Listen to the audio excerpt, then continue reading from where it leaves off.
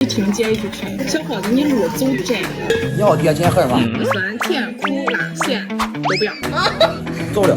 加钱，20，2张8呢。哦，成交。经典血与啥？血是淌血的血，雨是与前男友在一起的雨，沙是哭前男友时候的眼里金沙的沙。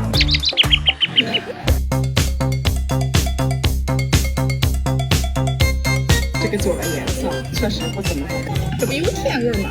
不行，你不专业。专业。